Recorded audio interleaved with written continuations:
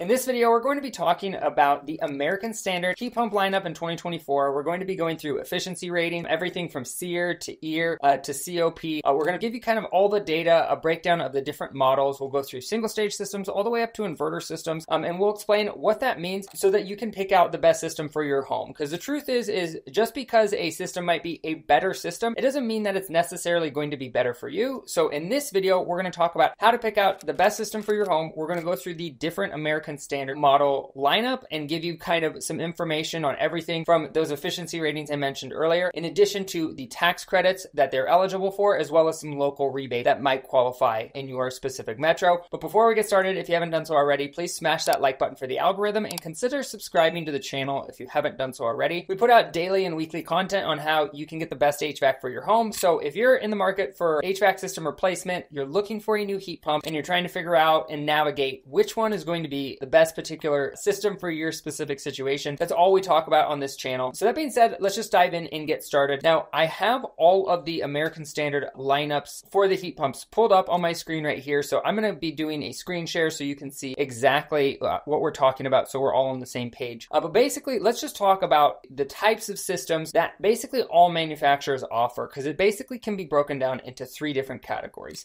Now, the first category, and it's kind of in reverse order on this page, scroll down a little bit so you can see. The first category is what's called single stage heat pumps or single stage systems, right? Because this is true for heat pumps, but it's also true for furnaces as well as air conditioners. And that is that you can either get a single stage system, a multi-stage, or a two-stage system, or you can get an inverter product. Now, what's the difference? Well, a single stage is what it sounds like. It has one stage of heating or cooling. That means that when it kicks on or it gets a call for cooling or a call for heating from the thermostat, that system comes on at 100% capacity. It runs until there's no longer a call for cooling or heating, and then it shuts off. The benefit of these systems is they're basic, they're simple, they're cheap, and they're very reliable. Reliability typically comes down to the installation and making sure things are sized properly, because the truth is all of these systems are reliable, but a lot of times people will opt for single stage systems when you're in a moderate climate, you don't use it that much. If you have a really low energy bill, it's really common, like when people ask us, what system should I get? And we ask them how much they use, their air conditioning in the summer, for example, in Colorado. If you're in Phoenix, obviously you use your air conditioning all the time, so it's a little bit different conversation. And there we tend to see people often trying to invest in inverter systems just because you're always going to make that savings back typically, and because you use your system so much in Phoenix. But in Denver, a single stage system, if you work during the day, you're gone, you don't get back till the evenings, and then you're gone on the weekend doing stuff that people in Colorado do, like mountain biking or hiking or whatever, you might not use your air conditioner that much. If your bill is $100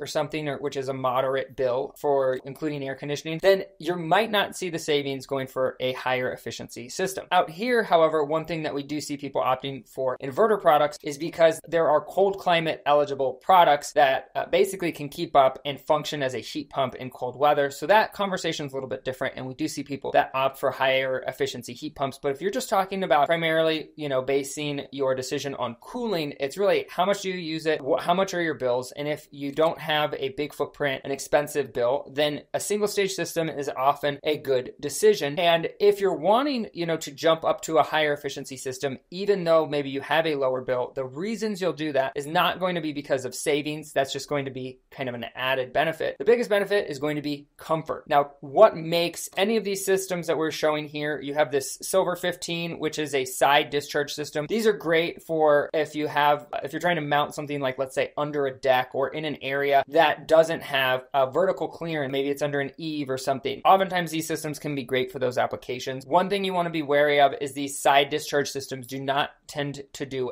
unless they're specifically engineered for it, they tend not to do as well in super hot climates or high ambient temperatures unless they're specifically engineered for it. The Daikin Fit first generation, for example, that's another product that we sell. When it first came out, the first generation did not do well in those super high temperatures because it derated its capacity. And so what we found is that really in places like Phoenix, where it regularly gets above 110, 115 degrees in the summer, it wasn't until they came out with the enhanced version that could handle those higher ambient temperatures without derating that we were able to install those in that market. So, but this is a great side discharge system. So it's nice, it's space saving. It's not going to be much quieter than some of these other single stage systems, but the bottom line is these are basic, these are reliable. This is a 14 SEER and this is a 15 SEER system. If you're just looking for the basic system, that's going to be kind of your go-to best bang for your buck. Now, what about a two-stage system? Well, in our experience, a lot of times when people start looking at a two-stage system, two-stage systems, and this is just my opinion, but they used to make more sense back maybe 5 or 10 years ago because there weren't as many high-end inverters on the market yet, at least not in the United States, that kept up in cold weather from a heating or heat pump perspective. And also, there just weren't as many systems that maybe kept up in those high ambient temperatures as well in terms of side discharge inverters. And when I mean side discharge, I'm talking about inverters like this. And so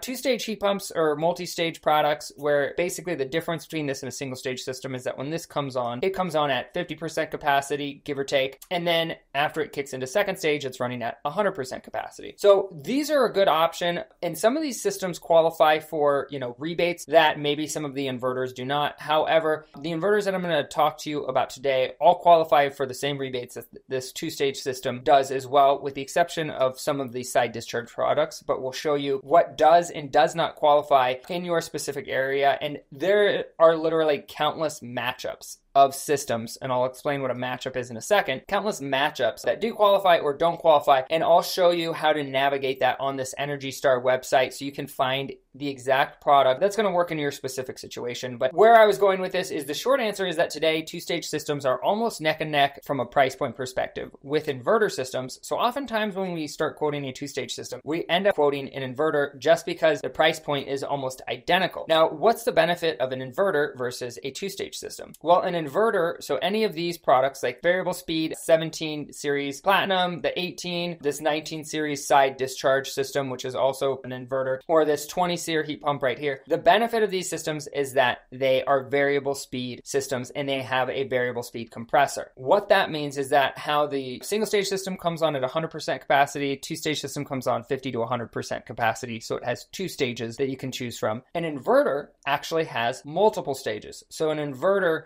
can go from 20% capacity up to 27%, up to 42%, and then ramp up to 79% capacity. And it can basically go up and down along the continuum, similar to how a car motor functions, in the sense of a car motor isn't on or off. It runs at varying capacities based on the demands of the system. And so these particular systems are great for that application in the sense that you're going to get, number one, this makes them ultra quiet. Two, it makes them ultra efficient. On average, you're going to see maybe a 30% savings alone just from going to an inverter system from a single stage or two stage system, based on the fact that these things ramp up and down along a continuum. And so you're not going to, if you, for example, had, a basic 13 SEER system that's been in your house for 15 years right now, and you upgraded to this, this 20 SEER Platinum or this 19 SEER side discharge system, you're probably going to see a 30 to 40% savings compared to your normal usage because of the fact that these systems ramp up and down along a continuum. So when they first kick on, they're pulling a fraction of the electricity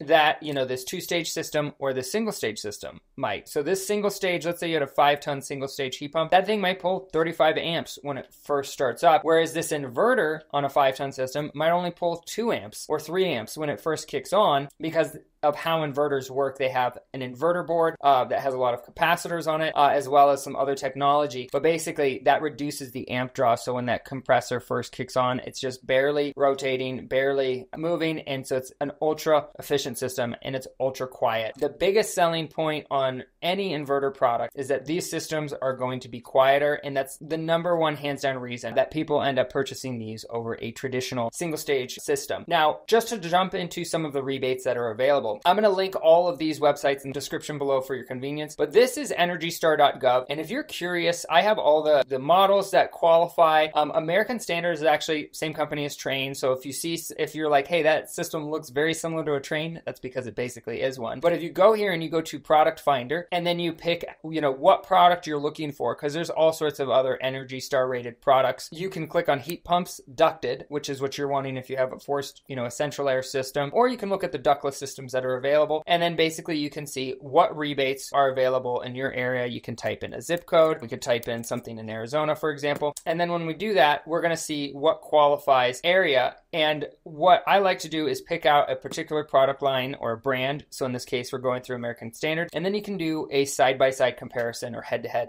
comparison between these different systems. Now, what do all these numbers mean, right? If you look at something that says cooling capacity, 23,000 to 53,000 BTUs, heating capacity at 47, heating capacity at 5, what does this even mean, right? I'll show you why this is important. Now, this says XV20i, that's actually a train model number. So if we look at this Platinum 20, you'll see it's basically, it's actually a little bit different between the two units. So there are some variances there. But when we look at this Platinum 20, you can see same thing. Cooling capacity, 22,000 to 54,000 BTUs. So 1.9 to 4.5 tons. You can see the EER rating, which stands for energy efficiency ratio, is between 11.7 and 12.7. And the SEER2 rating is between 17 and 20.5. And then the HSPF2 rating, which stands for Heating Seasonal Performance Factor, is between 7.8 and 8.7. Now, if you click down here and you click on where it says tax credit eligible, one thing before I do that, I'll point out, you can see this one says cold climate as additional features. If we look at this Platinum 19, you can see this does not have that cold climate designation, and that's something to consider. And so what that means is that when you see it says heating capacity at 5 degrees Fahrenheit, one of the requirements in order to qualify as a cold climate heat pump is that whatever the heating capacity is at 47 degrees Fahrenheit, it must maintain that capacity down to 5 degrees Fahrenheit and it must maintain at least 70% of that capacity in order to qualify for that tax credit. Now, that's just part of the efficiency requirement. In addition to maintaining capacity, it also has to maintain efficiency in the form of a COP, which stands for coefficient of performance. Coefficient of performance is a measure of how many watts of electricity are consumed to produce 1 watt of heat energy. And so it's basically the amount of watts of heat out compared to the amount of watts of heat or electricity in. And so to give you an example, if a heat pump uses 1 watt of electricity to produce 2 watts of heat, that would be a COP of 2. It's very simple, basic formula. But bottom line is that this system, you can see, it has at 40,000, the capacity at 5 degrees Fahrenheit actually derates down to about 40,000 BTUs. And it looks like that's on this, either on the 4-ton system or the 5-ton system, because it says, 53,500 BTUs. So it's maintaining at least 70% of its capacity of that 47 degrees Fahrenheit, and therefore qualifies for that cold climate designation. Now, why is that important, or should you care about that? Well, you only care about that if you live in one of these blue states that has this, that, is blue because it's one of the colder states, right, where they care about how this system performs from a heating perspective. These orange states are all based on a cooling perspective, right? They want to make sure that your air conditioning is keeping up in Texas and Arizona and California. And so that's where these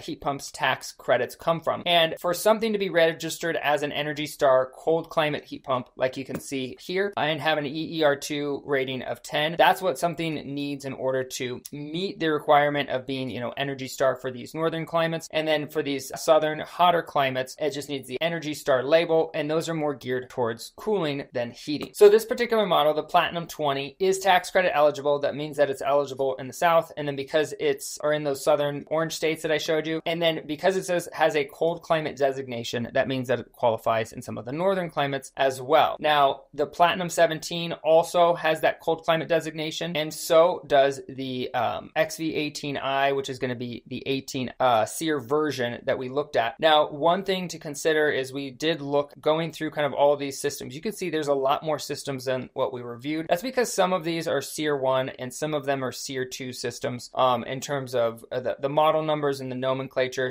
It looks like there's also some overlap in that some of these look like train model numbers as well. And this particular model, to my knowledge, is not actually out in the US yet, but it will be coming shortly, and that is the Quest. Now, what is the Quest? The Quest is a cold climate heat pump. So it has tonnage from 2, 3, 4, and 5 tons available. And this system basically can do cold climate heating in very cold temperatures, and it can also heat that's why it has this cold climate designation, and can also perform well from a cooling perspective. So when you look at the heating temperature range, and this is actually targeted towards Canada in terms of, you can look at this up here, it says .ca. So this is for their Canadian site. That's why everything's in Celsius. But basically heating down to negative 30 degrees Celsius, which is very cold. That's off the top of my head, I want to say about 20 degrees Fahrenheit. And the cooling temperature range, negative 15 C up to 54 degrees Celsius. So it has a pretty wide temperature band for cooling as well. So this is a side discharge system that's going to do really well in cold climates. Again, I'm not 100% sure if this is out or being actively marketed in the United States yet, because on this brochure of what's available, they're not really talking about these products. One other thing that I just want to point out, I'm going to talk about how you can find out which specific products qualify in the North versus the South, because this doesn't actually spell out the model numbers, right? You might look at this and think, oh, this American Standard Platinum 17 qualifies for a tax credit. I live in Phoenix.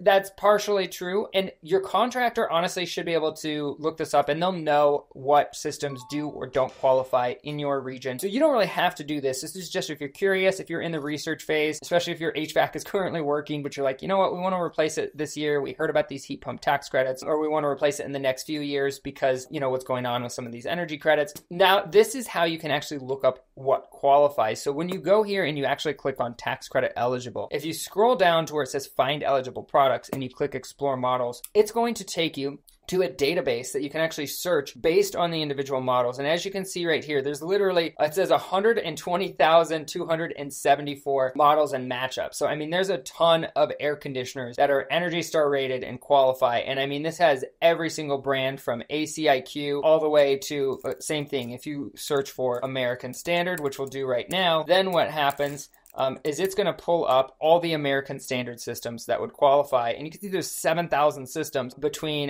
Mitsubishi and or American Standard. And so if you go over here, we have some of these sorted already. So you can see we sorted things based on heat pumps that are eligible in the North, so those blue states, as well as looking at which specific systems qualify. And so you can see the quest based on what's important to look at is that you can see this system, it's not all tonnages that qualify, right? So the outdoor unit that qualifies is really the 3-ton and the 5-ton. Now that is because that unit is actually can be set to a specific tonnage. And when you look on the inside, you can see that the 2-ton, 3-ton, 4-ton, and 5-ton all qualify. So that system's actually a pretty good system for a cold climate in the sense that 2 through 4 tons all qualify. And the same appears to be true for the Train Resolute. My guess is that that is just a rebranded version of the Quest. Now, as far as going through some of these other model numbers, you'll start to see when we get down to stuff that qualifies in the northern cold climates. Literally, there's only one system that qualifies from the Platinum 20 lineup, and that is the 3-ton version. The 3-ton condenser, when paired with a furnace and indoor coil, will qualify for that cold climate designation, but it will also qualify for peak cooling requirements as well, which means that it'll be working in climates like Phoenix or other really hot climates like Texas. And so if we clear that designation and then apply those filters, we can go back and find, you'll see how many more systems, but basically it will show all the systems that qualify in a particular area or region based on whatever specifications you're looking for. So if we go through here, all right, so American Standard, and then same thing, you can change the data based on when you click that query data, you can sort based on whether you want something that is for one of the southern regions and then sort based on a particular brand. And that's how you find something that qualifies in your region, is tax credit eligible. And you can see there are quite a few, and a lot of these are Mitsubishi products, but if you search, like that 15-SEER single stage system does qualify for that heat pump tax credit in the South or in any of the southern states. So those are going to be great options, but that same system, if you look at, we're looking at this system here, which is the 15-SEER single stage heat pump in the North, right? So in Colorado, the same heat pump would not qualify because the heating capacity is not such that it can keep up at these, and we're talking about this system right here. None of these are really going to qualify in Colorado because they're not designed for those colder climates. Now, we've talked about some of the efficiency ratings. We've gone through the Energy Star database, so you kind of have an idea of how you can navigate and find a system that's going to qualify for some of those tax credits in your area. There's one more thing I want to dive into, and that's the comfort factor that I talked about earlier, and I want to show you the difference between these systems as far as sound is concerned. But before we do that, if you haven't done so already, please smash that like button for the algorithm. And again, consider subscribing if you haven't done so already, if you're finding this content helpful and enjoyable. enjoyable so far. So that being said, looking at difference between these systems, when you look at, let's take this single stage system, for example. When we view more data on this particular system, it'll tell us that the SEER rating goes up to 16.2, the HSPF2 goes up to this. There's one fan stage. Yes, it's Energy Star qualified. And again, we know we have to look into whether that's in the north or in the south, because that's going to determine whether or not it qualifies for a heat pump tax credit, because this particular system in Wisconsin wouldn't get a credit, but in Texas, it would, right? So those are things that you want to navigate. But one thing that you want to point out or look at here is the sound decibel rating. So this nominal sound rating, it says 69 to 74 decibels. That's still not bad, but it's also not great. And when you scroll up to this 16 SEER system, you can see what I'm talking about in terms of this is just a two-stage system that we're talking about. And when we look at this two-stage system, we can see the sound is still, 72 to 74 decibels. So there's not much of a difference. That's where when we talk about jumping to an inverter and why you really want to consider an inverter, even this base model inverter, you can see when you look at the product details here, the sound drops down to 55 decibels. So it's basically 55 to 76 is the decibel range. So on, 90% of the time, this system is going to be a lot quieter than the single stage or the two stage counterpart. It's rare that the inverter is going to ramp up to 100% capacity and then be the same decibel rating as your single stage system. And that's the biggest benefit of these systems, is because you have an inverter, because you have it paired with a variable speed air handler. So you can see the fan stages on the condensing fan unit outside